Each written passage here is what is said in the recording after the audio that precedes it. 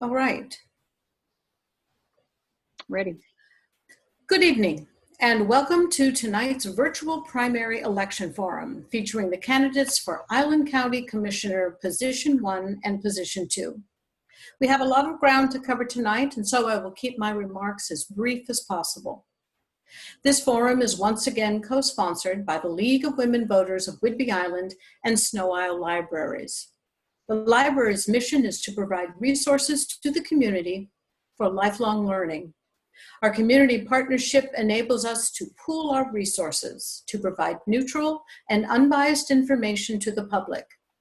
Snow Isle would like you to know that in this time of COVID, the library is providing no contact pickup of physical materials at your local library, a wide variety of resources, online programming, and downloadable books and audiobooks are available on their website at www.snowisle.org. Our thanks to Snow Isle for aiding in the publicity for these events, including the production of the eye-catching posters. You can also find additional information about the League on our website at www.lwvwhidbey.org. Good evening, my name is Mindy McLean Stone. I'm a member of the League of Women Voters, and I will be your moderator for this evening. My fellow panelists, in addition to the candidates, are Joanne Rooms, our timekeeper, and our local league president, Carol Pulliam, is our platform manager. Candidates will sign into the Zoom platform and will be introduced in alphabetical order. The format for this evening will be our standard Q&A. The questions have been selected in advance by our forum committee from questions submitted by our members and the public. None of the questions have been disclosed to the candidates prior to the opening of this forum. The moderator will pose all the questions. Each candidate will have an opportunity to answer all the questions. The order of the candidates in respect to the questions has been determined in advance by league organizers to ensure a random and fair sequence. The first responder to a question will have 90 seconds to answer. The remaining candidates will have 60 seconds to answer. The timers will signal when 15 seconds remain, and a bell will ring when the time is up. Each candidate will have 2 minutes for a closing statement. For further information about the candidates and to see their responses to a different set of questions, visit the League of Women Voters website, www.vote411.org. The forums are being recorded by the League. A link for viewing will be posted on our website, lwv.org. And no other recording is permitted. The League of Women Voters adheres strictly to the requirements of the FCC regarding the use of recordings. Any use of the recording requires approval of the League of Women Voters of Whidbey Island, and then with the caveat that it must be broadcast in its entirety. No candidate will be allowed to edit or to use the footage for campaign purposes. Before we begin the questions, our technical platform manager, Carol Pulliam, will explain the technical format. Carol? Thank you, Mindy. It's my pleasure to support our program tonight. Mindy, can you see me? Yes, I can. Oh, okay. I'm not showing up on my screen. Well, that's okay. Because you're sharing your screen, I think. Oh, okay. Never mind that. You can hear me. Mm-hmm. You will be able to see the questions for the candidates and watch the candidates as they answer the questions. The contact information for all of the candidates will be posted during their closing statements. We hope you will contact them with your questions. This session is being recorded and the recordings will be posted on our webpage. You will not be able to interact with us during the webinar, and to get feedback from you, you will receive an email tomorrow with a link to our League of Women Voters of Whidbey Island email. We hope that you will help us learn from this experience so we may do a better job in October for the general election forums. Thank you for joining us. Back to you, Mindy. Okay, thanks, Carol. I'd like to take just a minute as we answer questions tonight. The commissioner candidates for District 1 and District 2 will be mixed in together. And so to help people clarify which position that you are a candidate for, we have made sure that District 2 or District 1 is in your name. I'm going to take just a moment to announce all the candidates for District 1 now. They are Ed Jenkins, Kurt Gordon, Damian Green, Melanie Bacon, and Nathan Howard. The candidates for District 2 are Dan Evans, Stephanie or Fee Mishko, and Jill Johnson. All right, so let us begin with the questions. And the first question will go to Damian Green. Damian, you will have 90 seconds to answer this question since you're going first. The remaining candidates will have an opportunity, will have 60 seconds to answer, and they may begin their answer after I announce their name.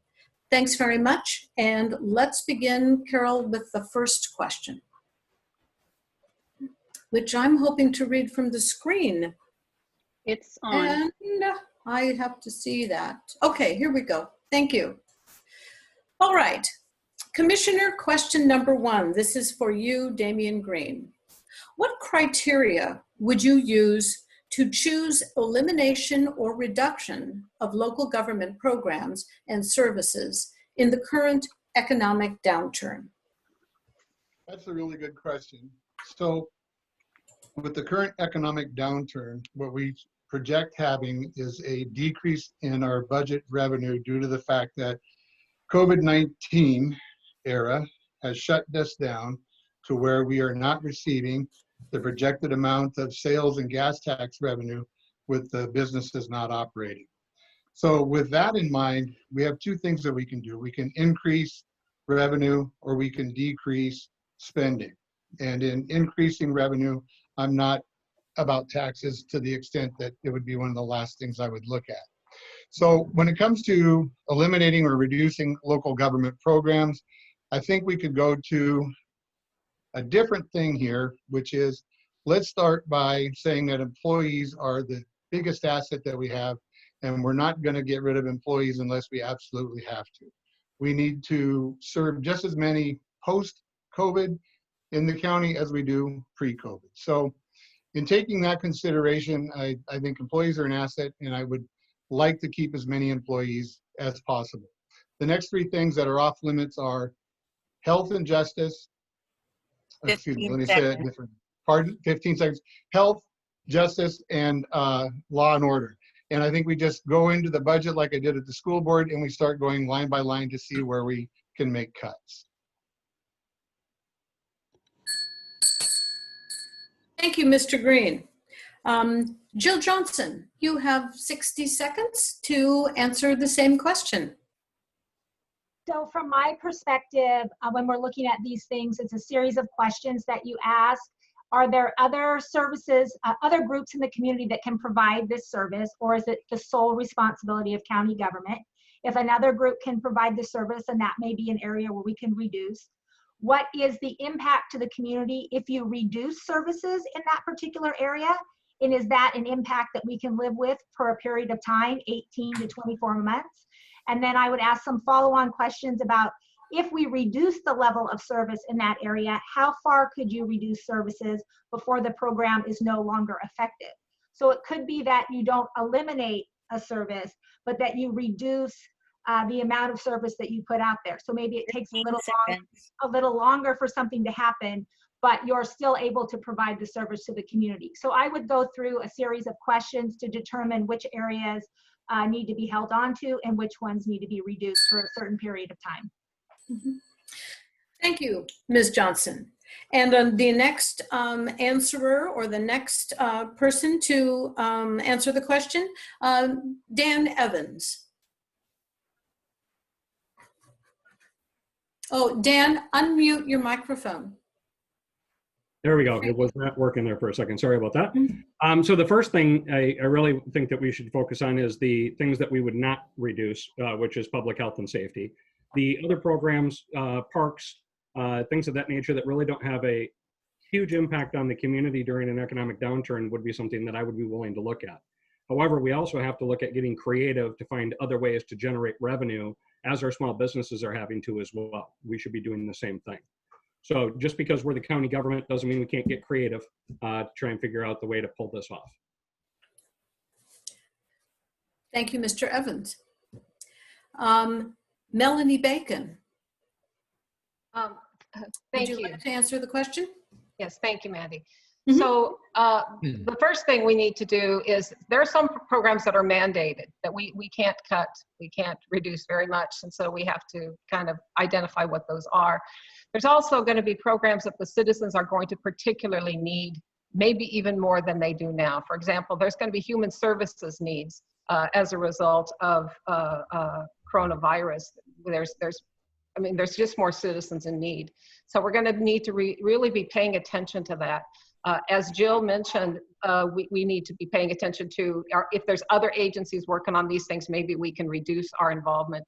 And also, so there are some programs we have that we can maybe reduce but not eliminate, or we can maybe move people around a little bit. So that's what we'll need to do. Thank you, Ms. Bacon. Nathan Howard. Yes, I agree with a lot of what other people have said. I do want to look at bringing in alternative revenues, and such as grants, and also look at ways that we can do things differently so that we don't have to necessarily cut staff or programs. Maybe we can do them differently. I agree with Damien on that. Supporting laborers to me is one of the most important things. I feel like if you cut one staff person, that's a person in the community that we are fiscally hurting and is more of a burden. So for me, I really want to look at the things that are least impactful to the community first. Of course, protecting our health and safety is valuable, but particularly our vulnerable populations, it's important to make sure they're the ones who are impacted most during these times. And so we need to make sure that we support them. Thank you. Thank you, Mr. Howard. Fee Mishko, your turn. Yes, hi, thank you. Along the lines of what Nathan said is that, yes, whenever we go into a crisis like this, it's always the people that are most vulnerable that we take away from. One area that we can look at doing instead of reducing our staff is having different time slots so that no pay is taken. One area that I feel very passionate about is giving back to the county through my pay, and if that's not an available option, is to give pay back to those services, because we are going to see an increase in people needing for housing, for rent, for food, and only with this crisis are we going to see that in fluctuation. So we need to look at areas that we can take away from that are not going to put an even more impact into our taxes and our resources and our services that are going to be needed. Thank you, Ms. Mishko. Kurt Gordon. Yeah, I definitely would go along with the idea that we can't be cutting public safety and we can't be cutting public health, and human services are going to be critical as well. It's going to be hard to figure out which programs to cut. Obviously, less essential programs would go first, but funding sources are somewhat attached to some of these services. So it's not like it's just one big pool where you can just choose to move money around. You have to actually try and assess which programs are going to lose more funding, and then figure out what you can actually use with your discretionary funds to save the other programs, like prop up health and prop up health and prop up public safety. So it's a tough question. I think you need to stick with the most essential programs and make sure that people are healthy and safe. Thank you, Mr. Gordon. Ed Jenkins. Well, this is exactly why I'm trying to run. All I've heard is cut, cut, cut. When I was in business for my entire career, We had upturns and downturns. We had some very serious things come up. I never once sat around and worried about where the money was going to come from. I dug in and went out and figured out how the heck we're going to find it. Instead of looking at the best way to cut this, the best way to cut that, we should be out there figuring out how we can get business going, how we can actually make use of the businesses that are still open, how we can get people to visit here to the island and patronize the businesses that were still open. Cutting, sure, there may be a little bit, but that should not be the primary thing we're looking at. Everybody's sitting around worrying, but nobody's getting up off their duff and going out and working. I wouldn't, no, one thing I wouldn't do is I wouldn't have thrown away $30,000 like Kurt did for a parking lot study that he had no input into, that was held by Mukilteo, never one meeting here at the island. Thank you, Mr. Jenkins. All right. Question number 2. Carol. Whoops. There we go. With the recent growth of new construction, of shopping and planned housing developments, as well as the influx of tourists. Oh, and I'll restate the question in just a minute. Melanie, you were the first person. Melanie Bacon will be the first person to answer this, and you'll have 90 seconds. So the question is, with the recent growth of new construction, of shopping areas and planned housing developments, as well as the influx of tourists, especially during the summer months, the number of cars using our main highways has increased substantially. Do you have any ideas as to how we might mitigate the impact of this growth in vehicular traffic? Melanie Bacon, you have 90 seconds to answer this question. Thank you. I have a couple of ideas. The first is, we've talked quite a bit, different agencies and groups have talked quite a bit about getting a foot traffic ferry, as an example, which would help mitigate that. Would bring people over to, say, Langley, and they could walk around. Another thing would be have buses that we market the buses to pick people up.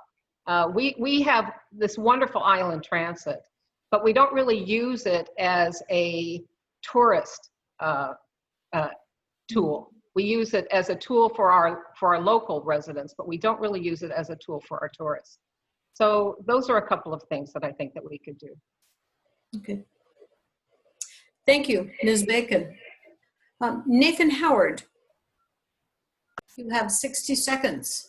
Yeah, well, I mean, this is my bread and butter. I'm a transportation planner. I mean, for one thing, we really just need to improve our transportation systems so that they do function a little better. I'm a big fan of roundabouts to keep traffic moving and keep us safer. I also don't think it would hurt for us to look at impact fees to help fund some of these transportation improvements. I also agree with a passenger-only ferry study. PSRC and the state are doing a study currently, and we need to make sure that Whidbey and Camano Island are both included in that study. And I also think there are several communities that are doing transit on demand. So King County, Kitsap County, and so you're using the transit service, but you're doing it from more of an on-demand model, similar to like an Uber or a Lyft. 15 seconds. I'll leave it there. Thanks. Thank you, Mr. Howard. Kurt Gordon. Yeah, I've been working on this very problem for, well, 12 or 15 years. One of the things we can do on South Whidbey is if we could have a place to park in Mukilteo so people could walk across the ferry, we could actually run a Sunday bus run, increase our bus run to Sunday. Currently, it doesn't do that. Also, the Port of South Whidbey has just received a grant through the RTPO to start to rebuild the passenger-only ferry dock in anticipation of that PSRC's study and some future passenger-only ferries coming out of the Puget Sound region. We want to make sure that we're ready when that does start to occur. And there need to be other options for getting on and in and out of Island County without our cars. And those aren't the only areas that we can do that. We need to improve transit and increase foot ferries and foot passengers on our existing ferries. Thank you. Thank you, Mr. Jenkins. Jill Johnson. No, that was Kurt Gordon. Oh, sorry about that. Thank you. I skipped a line. Ed, would you like to answer the question? Absolutely. Thank you. The biggest thing that we need to realize is that we are an island. We're going to have ferries to bring people back and forth. Parking on the other side, we have no idea if that is even needed or not, because the study that Kurt spent 30 grand on never included any of that. Then we have a parking lot that he negotiated a deal with the tribe that was absolutely horrendous. All the money went to them. We had no guarantee of how many spaces we would have. We had no guarantees of anything, how long it would go, and they owned it all. They got all the money. And for that, he ended up wasting 100,000 of our tax dollars that could have darn well gone to something useful, that we could have done things on the island for traffic. It would have nothing to do with the ridiculous study he did back in the Clinton market study. So what I would do is use our money effectively and intelligently, and not go after some harebrained schemes trying to build a parking lot that it's going to solve anything. So what else is there to say? Thank you, Mr. Jenkins. Jill Johnson.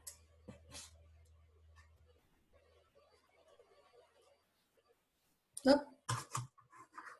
Jill, are you there?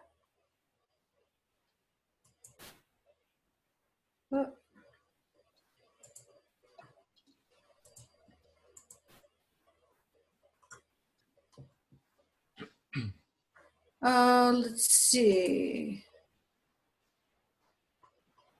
I don't see Jill Johnson. Did we lose her? Okay, we're going to move on to the next person, and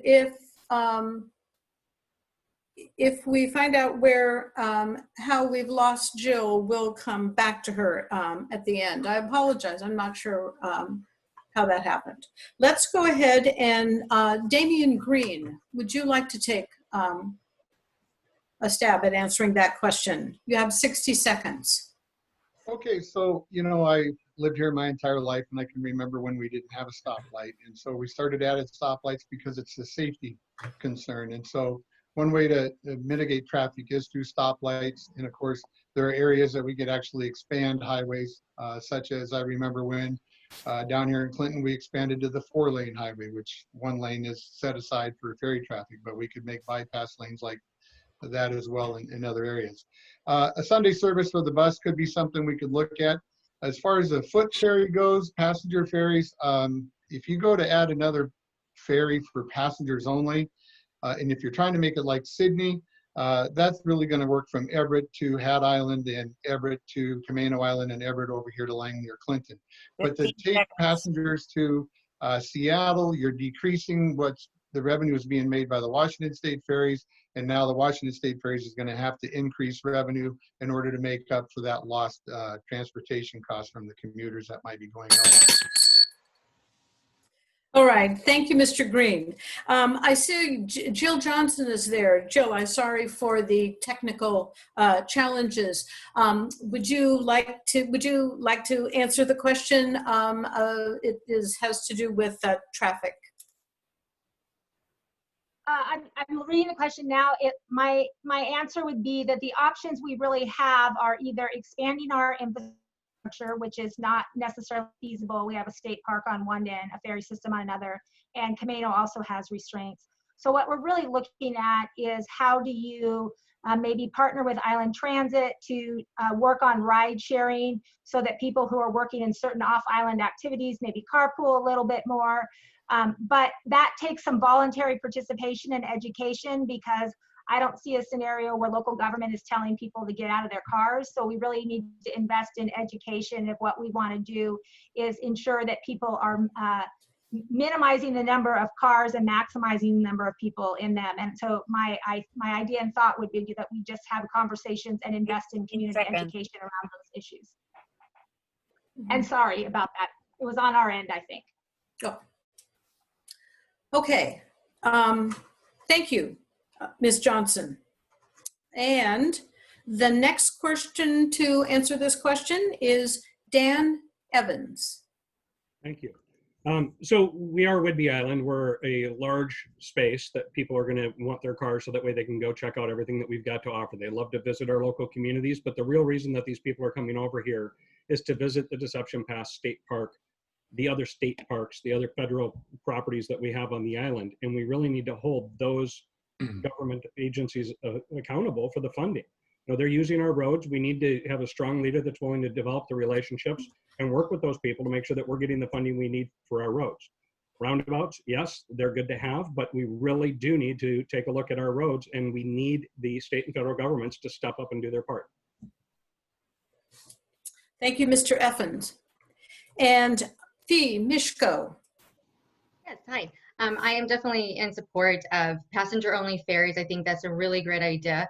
And also with that transit, I'm a big supporter of our free transit. And we can offer that to people coming and visiting our island and having to get on the Snow Isle Library, or I'm sorry, Transit already does events where they go around the island and they have people on. We can offer the same thing for people coming and visiting, that they park and ride. That will definitely help with emissions, keeping those down, and also getting people to different locations, have events on the transit so that people are entertained. And also bike trails. I think that's a really big thing that we would need to look at going from the south end to the north end. Encouraging people to get out, exercise, be on bikes a lot more is also going to cut down on those emissions and get people more active. That's it. I'm done. Thank you. Thank you, Ms. Mishko. All right. Question number 3. The shortage of affordable housing in Island County and our growing homeless population continue to be problematic. What steps have been or should be taken to ameliorate these predicaments? And the first person to answer this question is Fee Mishko. You have 90 seconds. All right. Thank you. I think I'm unmuted. Yeah, so we definitely have an increasing homeless population. And one of the areas that we are struggling with, that we are not giving to these struggling populations, are homes. Other areas that do homes first, they have seen investing into these homes, like workforce housing, has taken away them needing resources and using our taxes for other things and putting it toward other things. So we really need to invest into these workforce housing. Another area is that we have to make the housing affordable. There's nowhere on the island that a working class family can afford a $300,000 to $400,000 home that is suitable. So that's another area that we need to look at. And we really need to, like I said, we need to invest into these services, because a home is just not a bathroom and a toilet. It is dignity and it is stability. So we need to look at building upwards and inwards. So we need to protect our outward land, our rural areas, and we need to make sure that we just do the urban building as much as possible in Oak Harbor, because this is where we are and where we live, and where we can have that workforce housing to where it's closer to transit, closer to jobs, and that way we do not move into our rural area and we follow the GMA. 15 seconds. I'm good with my time. Thank you. Okay. Thank you, Ms. Mishko. Melanie Bacon, you have 60 seconds to answer this question. Thank you. Affordable housing is a national crisis. There is no county in the country where someone making minimum wage can afford a 2-bedroom place on only 30% of their salary. So it's a minimum wage issue as well as an inventory issue. And in Island County, we can create a foundation for building or increasing our affordable housing units by changing our county codes. But to ensure that those units that we are going to create remain affordable in future years, we're going to need to establish a housing trust fund or a levy program, which is ongoing dedicated sources of public funding to support the preservation and production of affordable housing. Now, currently only 4 communities in the state have such a program, but I am determined that we'll find a way to implement this type of program to provide sustained affordable housing in Island County. Thank you, Ms. Bacon. Ed Jenkins. Well, it's a difficult question. There's no question about it. Everybody has some interesting ideas, a lot of different ways to go about it. certainly some intelligent zoning changes that would allow more non-traditional type housing. Tiny houses are one thing. One thing that we have had down when I lived in Southern California was using the hundreds of thousands of empty shipping containers, and they, believe it or not, they can make a very nice house out of them. And there's so many ways that we could do this if we were willing to look at some different avenues. The other problem is with the homeless is that a lot of them aren't trained to go out and take care of themselves to work. I've hired kids from Ryan's house, and the poor guys have never really had a job before. So we need to look at all different avenues of how to help the homeless population, both with housing and how to get back into the work environment and become self-sufficient themselves. Thank you, Mr. Jenkins. Nathan Howard. Yes, sorry. So this also is my bread and butter. I was a long-range land use planner, and unfortunately, there's no silver bullet to this. It's going to take a lot of different approaches, but I think the thing that's most effective is encouraging that growth to go into our urban areas where it'll be most cost-effective and the most impactful in terms of supporting people. We need to help encourage them, to the cities and the towns, to build more multifamily housing, townhomes, apartments. I would love to see more multi-story housing developments. And these can be done in such a way that they actually enhance the community and they don't take away from the character of say, Oak Harbor. In the rural area, we do need to look at our regulations and allow for more better farm worker houses, smaller houses, duplexes, maybe some communal living spaces. 15. And the last thing I want to say is we need to adopt a housing first approach to dealing with homelessness, because that's really the most cost-effective way to deal with this. Thank you. Thank you, Mr. Howard. Dan Evans. Thank you. So first, I think we need to realize the fact that we have two different groups of homeless people. We have a homeless population that has a drug or mental health problem, and then we have a homeless population that they're just on hard times and they don't know how to get out of it. I've sat down and spoken with people on both sides of this, and the people that have the drug and mental health problems, they need help. They need someone to take them and guide them through the process. The people that just don't have the capability of getting housing because they're on down times, they need help too. And what we don't have in all the local organizations on our island is a clear path to help these people through the process. I've worked through the process with one of our homeless individuals in Oak Harbor. He's finally in a home, but it took 6 months of fighting, making phone calls with all these different organizations to get them to step up. So we need to get a process in place where they're all working together to help these people from beginning to end. Housing is not the solution. Thank you, Mr. Evans. Jill Johnson. Well, I'm pretty sure that housing is the solution to homelessness. So maybe I misunderstood that last part. But when I'm talking about the shortage of affordable housing, I mean, when we're talking about folks whose income is $24,000 a year and they can only spend 30% of their income on housing, the only way through that is to partner with organizations that provide a subsidized housing model. The other thing we can, and we work with those organizations all the time trying to attract them to the county. The other thing we have to do is incentivize and work with our community partners, the cities. They do have to take on the bulk of the growth under the Growth Management Act. Ideas like tiny homes are great, but under growth management, we're still limited to one house per 5 acres, whether it's 10,000 square foot home or a 200 square foot home. 15. And so we have to work within the constraints of the state. I think there's advocacy work that can be done on growth management.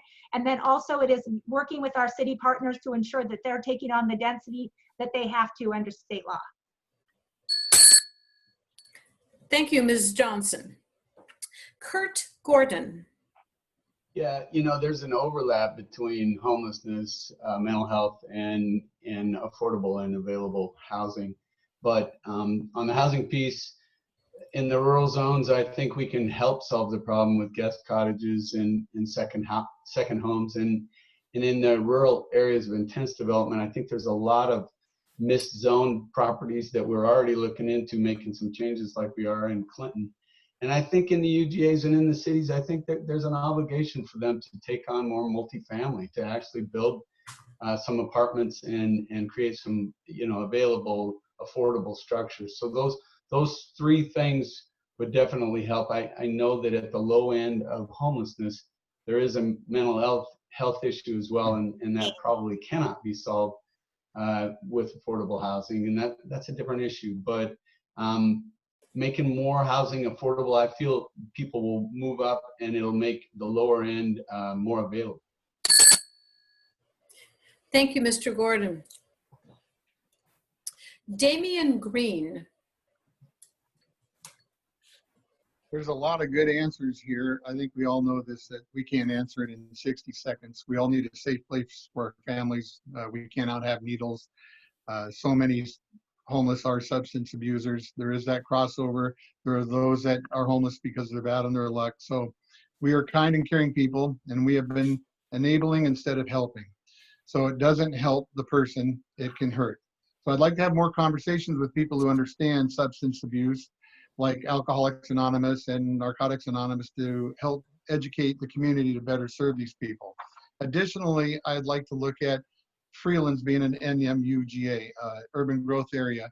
By growth management, they should have a sewer system. And if they're not going to have a sewer system, we need to look at someplace else that can maybe pick that up so that we can add that ability to increase our housing, because nobody wants to see an apartment complex out in our rural character areas. So we need to focus on the urban growth areas, that's for sure. Thank you very much, Mr. Green. This is our final question, and the first crack at it goes to Nathan Howard. So question number 4, Nathan. The need for caring people in Island County, and the need for caring for people in Island County with mental health issues is at a critical state. What should the Board of Island County Commissioners do to address this problem? Yeah, to me, this is all about setting priorities. If we make addressing mental health and addiction a priority, then we will fund those and fund programs that support that. But often we put those at a pretty low on the tier of things, and they often are the things that are cut first. Recently we cut the school mental health counselors because we had a loss in sales tax, and we kind of rushed into that decision rather than looking at alternatives. And I do know that they moved those mental health counselors to other things, but we didn't have them in the schools. So long story short, I feel like we need to make this a priority. We need to look for grants. We need to look for other funding supports. And another thing that we can do in this area is we really can coordinate and work with the service providers that we do have and help them connect with people. A lot of people don't know where to go when they're in a crisis situation, and the county can act as a one-stop shop on these and help provide guidance. So ultimately, it's about priority, and to me, this is a top priority. We need to be helping our mental health and people who are suffering from addiction. So thank you. Thank you, Mr. Howard. Jill Johnson. So the premise of this question is that it's Island County's responsibility to deal with mental health. And we're fortunate that we have the 0.1% sales tax that was voluntarily put into place by this county, but not every county has that. And so really when we're talking about where the bulk of the responsibility comes from for mental health services, funding, that's a state conversation. We've played that role on behalf of the state. They've historically contracted with counties to do that work. That model shifting, and managed care organizations, insurance companies are now responsible for that work. But right off the bat, the role of Island County is really to figure out what safety net programs we need to have in the interim. But then this is really a question that I would ask all your state elected officials. What is their commitment to fully funding mental health in the state of Washington, including getting Western State recertified so our communities are not having to house individuals with high needs where we don't have the skill set or the resources to meet them? Thank you, Ms. Johnson. Melanie Bacon. Thank you. Well, we need to identify where the needs actually are. So for example, we don't need to put social workers in the schools if the schools are closed, but we can provide those services to the families in the community, which is what the county has done. Now, we all know that most of the people who are in jail, for example, are really in need of mental health service. So we as a county can perhaps embed more mental health workers in with law enforcement. I think that that would be a value. But as Jill says, this is a much bigger problem than the county can fix. We can be really sensitive to it. We can intelligently utilize our tax dollars to help people as best as we can, but ultimately this is an American cultural problem and requires a larger government. Thank you, Ms. Bacon. Kurt Gordon. Yeah, I think it's absolutely critical that Island County stay at least at the front end of mental health problems.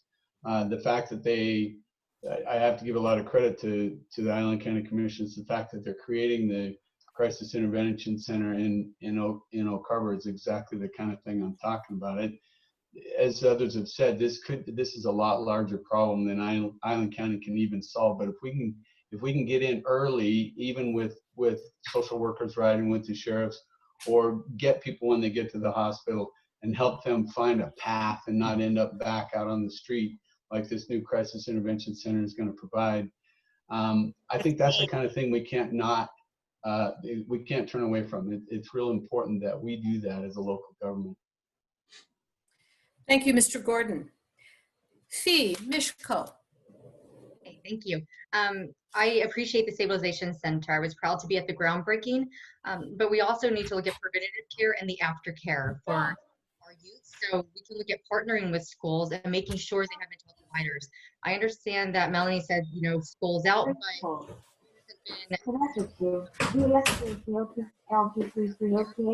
that's still that mental health. And there's also advocating at the state level to bring the services, grants, funding here to Island County so that we don't have families having to drive off island with having, the little money that they have, having to leave the island to get the help and the care that they need. From personal experience, having a child here that was struggling with mental health, that there was not a lot of services for her, especially not as a child, a teenager. Because just dropped the car off. Preventative care, and one of the best places that we can provide that is in the schools and partnering with the schools so that all the children are cared for and they have someone that they can go to and that they can, release the stress, talk about anxieties, and work with the groups to get through issues that they're having so that they don't end up at the Stabilization Center or in worst case scenarios like jail. Thank you, Ms. Mishko.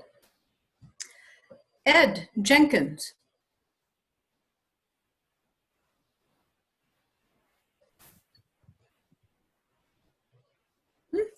Yeah. Ed, you're muted. Oh, thank you. Hold on. So there we go. Is that better? Yes, thank you. Go ahead. Great. Like I was saying, when I lived in Los Angeles after I retired, I spent a lot of time volunteering with these agencies and these places that dealt with people that have mental health. What I can say now is that I am thrilled that mental health is now being treated on par with physical health, and it should be, right? Just as physical care is for mental health. What is the problem is that all these great ideas require money.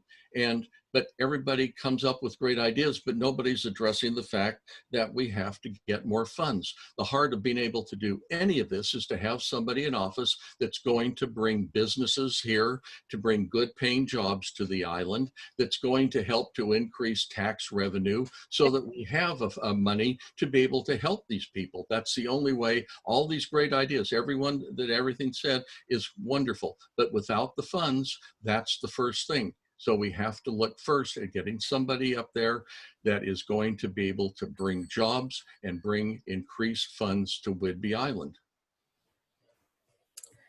Thank you, Mr. Jenkins. Dan Evans. Several people have said, this really isn't a county issue, it's a state issue. But as a county commissioner, it might not be our job, but we should definitely be building those relationships at the state level to make sure that the things that our county needs, we can get. So we should be working with those state officials to get the funding that we need for the programs that we need for our residents. here on the island, so that way they don't have to leave the island. But we can do it as commissioners by working with our counterparts at the state. Thank you, Mr. Evans. And Damian Green, you have 60 seconds with this question. Yeah, there's been a lot of good remarks here. We do have a national crisis with drug addiction, alcoholism, mental health. At the least, we need a task force, even medical volunteers, to help us work out a way to get better help.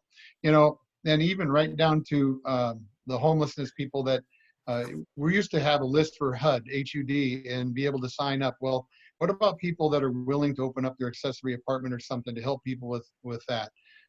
That should be something that we start looking at as well. But let's go back to also the main point here is that, like schools, the federal government and the state government is responsible for the laws and the funding to take care of this. And so we can't just go ahead and say, well, we're going to spend all this money and do this unless it's something that the people of the whole entire island want to do. And that's why I'm throwing out the volunteer thing there. I think we can be compassionate and we have a path forward. But we have to remember the funding and the laws come from the state and the federal government. Thank you, Mr. Green. Thank you all candidates for working through this format and answering all those questions. And I appreciate, and I know as does our audience, all of your thoughtful answers. We're going to be closing our evening now with closing statements. They will be delivered in alphabetical order. And each candidate will have 2 minutes for their closing statements. The first person to speak will be Melanie Bacon, who is a candidate for position 1. Melanie. Thank you. The county commissioners are the top administrative executives in the county with a budget of $110 million and 500 employees. It is a more than full-time job. I've been the HR director for Island County for 10 years. And I know more about how Island County government functions than probably any other county commissioner candidate has ever known before they were elected to the office. This job requires strong commitment and budgetary competence, and the best commissioners are the ones who wade into the weeds and really learn in detail the missions and operations of all 18 offices and departments that they fund. The best commissioners can differentiate between wish lists and true budgetary needs so they can ensure that the citizens' tax dollars are being spent in the most cost-effective and responsible manner. 2021 will be a very difficult year. We will have fewer resources and more citizens who need services. Next year's District 1 County Commissioner will not have the luxury of spending a year learning the job. There will be no honeymoon period next year. I know our budget, I know our operations, I know what we can do. I'm the only candidate with the knowledge and experience to hit the ground running on January 1st, which is why I'm endorsed for this job by the incumbent, Helen Price Johnson, who trusts that I will keep the county moving along the trajectory that she has established. Thank you very much. And thank you, League of Women Voters, for sponsoring this event. Thank you, Ms. Bacon. The next person to deliver a closing statement is Dan Evans, sitting for position 2. Thank you. I'm Dan Evans. Thank you all for having us. I really appreciate you putting this on. The one reason that I'm running is because the elected officials that we have across the state and our nation, they're not listening to our voters anymore. I'm not a politician. I'm a citizen. I'm a business owner. I'm a single dad of 4 girls. I know what I'm fighting for. I'm fighting for my family and I'm fighting for my community and my neighbors. Our elected representatives are supposed to represent us. The only way that they can do that is by hearing what we want them to do. That's what I am extremely good at, is listening and understanding what people need and what people want out of their communities. I've been doing it for 4 years since I've moved to Oak Harbor, moved to Washington 5 years ago. And we're struggling right now. We need to get leadership in there that's willing to listen to our community and move things forward. I'm a quick learner and I want to get this done. And I know that I'm your best choice for Island County Commission. Again, my name is Dan Evans, and thank you all for having me. Thank you to the League of Women Voters and Island County Library. Thank you, Mr. Evans. Damian Green, candidate for position 1. You have 2 minutes. Thought we were going by alphabetical order in my last name, but okay. I'd like to. Am I out of line here, or do you want to do that again? You know, isn't that crazy? I didn't scour the list, but there you are. You're on. I'm on. Okay. I would like to thank you, the League of Women Voters, for providing this forum. And thank you to the audience for giving us the opportunity to speak. And thank you for my opponents also for being here. I think this was a good forum. Having been elected to the South Whidbey School District Board of Directors 3 times, serving on a $20 million budget with over 200 employees, and dealing with decreasing funding. I'm the only one that has the actual experience of working with a major budget with major transportation issues and personnel issues. So I think that helps make me one of the most qualified people for this job. But additionally, I am a lifetime county resident, and I've had a lot of experience here in Island County and what's happened in the past, and I think where we want to go in the future. So as we move towards the future, I would like us to look at new ways of doing things, kind of like I've done in the school district, ways to generate revenue and decrease spending through facilities, upgrades in energy, just looking at things in a new way. And I do want to say this too, from my service on the school board. I know that people, when they come to us on the board, they have a certain reservation. They're anxious, they're nervous. And as a business owner here for 25 years, working with people on their homes and commercial insurance, I've always been welcoming to people on the school board. My door is always open.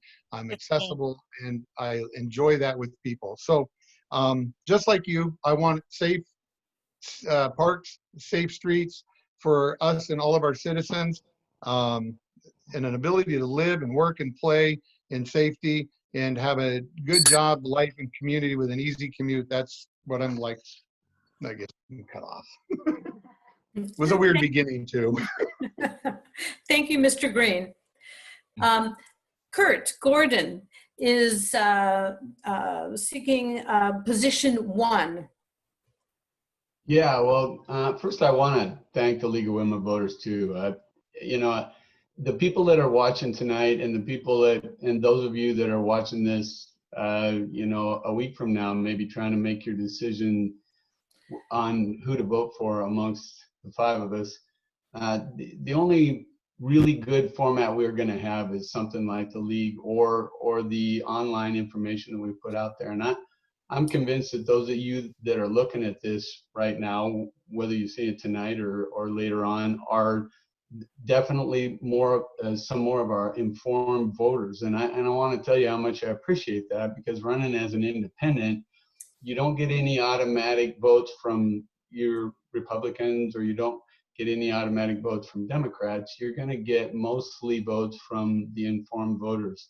And I want you to know how important that is, because if you read my information, you realize that what I'm really about is trying to retain or even bring back the middle class. I grew up here. I love this place. It helped raise me and helped make me who I am. I raised my kids here. And I want this to stay kind of this way, where we can have sort of a socioeconomic mix and not just bleed out our middle class. And if you look up my information online, you can see the details for that. But I want to thank the League, and I want to thank those of you that took the time to check this out, because that's the only way to get the message out in this pandemic. Thank you. Thank you, Mr. Gordon. We'll now hear from Nathan Howard, position 1.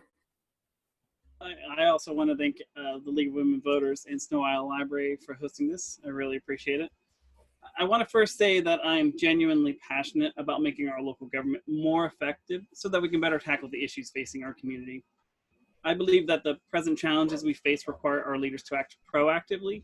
In tackling the big issues, we don't really have time to stay in the status quo long before we start to see consequences of too little, too late. People who have worked with me know that I tackle problems with creativity, collaboration, and out-of-the-box thinking. I've built up a lot of trust amongst Island County staff and elected officials, and people know that I'm an honest person, and generally they seem to enjoy working with me. I may be the youngest person currently running for Island County Commissioner, but I have a wide range of experience, and I think that my youth actually brings some much needed fresh perspective to our local government. I have worked in the trenches of local government, including Island, Snohomish, and King counties.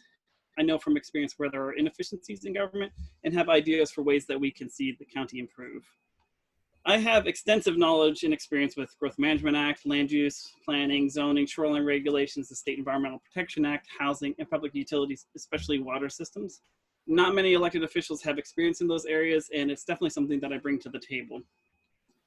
There will likely need to be tough decisions made in the coming years, and I'm not afraid of the challenges this situation brings. I approach every situation, even the terrible ones, with optimism and the belief that we must work together to make all the situations as best as possible. And I believe that I have the courage and experience to do that. So thank you. Thank you, Mr. Howard. Mr. Jenkins, position 1. Where to start? Obviously, there were a few good ideas, but everything else was mostly a lot of feel-good words that sounded great, but amounted to nothing solid. No other candidates have an actual workable plan to increase revenue, just plans on what they will cut and a lot of visions. No candidate has the experience of starting 15 businesses from nothing. I have, and all successful, I might add. Then you have Kurt Gordon, the man who would be king, wanting to hold the 2 most powerful offices to spark the doctrine of incompatible offices, and does not even know what a business plan is. Who will pay for the legal challenge? You, of course. Kurt has cost us hundreds of thousands of dollars that yielded no results. There was no remorse. I will never do that. I can just see Kurt now on the bow of the Titanic, which is symbolically would be shouting, "I'm king of the world," and playing in the background is the Joni Mitchell song, "They paved paradise and put up a parking lot." Why should you vote for me? Simple. I'm the only one that will bring businesses to Whidbey. I am the only one to have a simple, workable plan ready to go to make Whidbey a year-round tourist destination. I am an entrepreneur at heart. I had to work lean and mean to succeed. I know how to hire the best people, use them efficiently, and motivate them. I believe you, the voters, have a right to know exactly what is going on with your elected officials. I don't need the salary, so I will spend every cent placing notices in the papers, explaining in plain English what you need to know. I will also hold weekly meetings in different locations at convenient times, sit and talk with you about your concerns, ideas, and hopefully a few compliments. Please understand that with the state of affairs in the world and here on Whidbey, the vote you make now will determine our fate and financial strength for many years to come. You deserve somebody that will spend your dollars effectively and not spend them on useless things like a parking study that didn't even include Whidbey, like an agreement with the Tulalip tribe that gave them everything and not us. Vote informed, vote smart, vote for Ed Jenkins. Thank you, Mr. Jenkins. I'd like to remind everyone to keep their remarks to address their positions. Jill Johnson. Well, I want to say thank you, as everyone has, to the League for this opportunity. I am honored to be your current county commissioner. The questions were difficult, the timelines were short, and a lot of ideas were thrown around by folks, which were great, but a lot of the things the county's already doing. And so I encourage people to reach out and talk to our department heads to learn more about what's already going on. But I want to talk about some of the things that I have accomplished. I represent both Whidbey and Camano Island equally as Island County Commissioner. I love the city of Oak Harbor. The city of Oak Harbor has a mayor and a city council, and so we work collaboratively with them, including getting almost $2 million of rural county economic development funds into the city, including $750,000 for waterfront redevelopment activities and $1 million towards the sewer treatment plant. I helped participate in preservation of Fakima Farm on the north end of the island, which helped preserve airspace as well as recreational opportunity, and Barnum Point on Camano Island. I've helped increase park staff because I believe that having parks makes it your responsibility to make sure they're well maintained and a safe experience for those who visit them. I invested in public safety. We've added more deputies since I've been a county commissioner than we have in years past. I've also invested in public safety from a road standpoint. The building of Oaks Road, a bypass road off 525 that has ensured that we don't have a single point of failure on the highway. We improved the Crescent Harbor Regatta intersection on North Whidbey, and we put in a great stoplight on Swantown and Heller Road. So all of these things go to safety. I've helped create a COOP plan and push for a community, a continuity of operation plan that shows the county how it will recover if an emergency ever happens.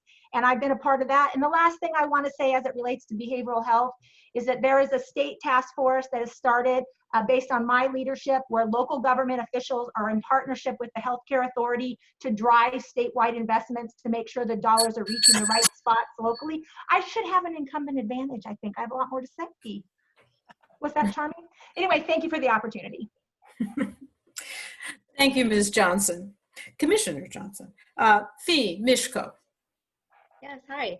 So I'm a mom, a Navy spouse, and a decade-long resident of Oak Harbor. For the past 5 years, I have dedicated my time to our community, having been involved with over 10 local and countywide organizations, such as the Community Health Advisory Board, CADA Board, and the Housing Project Network. Our county deserves strong, respectful leadership, not civil disobedience. I will be that leader. I envision a bright future for Island County, where government and community are inclusive, effective, and one that benefits all of us. As your commissioner, I will focus my efforts on the well-being of our residents, our environment, and our community by creating and sustaining workforce housing, utilizing and expanding sources of renewable energy, and work for wraparound services for those struggling with mental and behavioral health. I have advocated at the state and national level for children, working families, domestic workers, and human rights. I know policy and what it takes to get signed into law. I've been in Olympia when it's happened. I will bring that same passion to Island County. I have already built strong relationships with our state representatives and will continue to work with them to bring funding and services to our county. I am Fee Mishko, and I am running to be your next Island County Commissioner for District 2. And I want to thank the League of Women Voters and Snow Hill Library for hosting this event. Thank you, Ms. Mishko. And thank you, candidates all. This was our very first attempt at virtual forums, and I really appreciate your patience and understanding as we launch into a new way of doing things. I'd like to thank the wonderful members of the Forum Committee, chaired by Carla Grau Egerton, for pulling these events together, and to our President and Technical Manager, Carol Pulliam, for teaching the rest of us how all this new stuff works. It has been a learning experience for all of us. Don't forget to take a look at the www.vote411.org website. We hope to see you all again in the fall. And that concludes our questions for this evening. For more information about the candidates, please consult the website of the Island County Auditor, Elections and Voters Guide. Thank you very much, and have a good evening.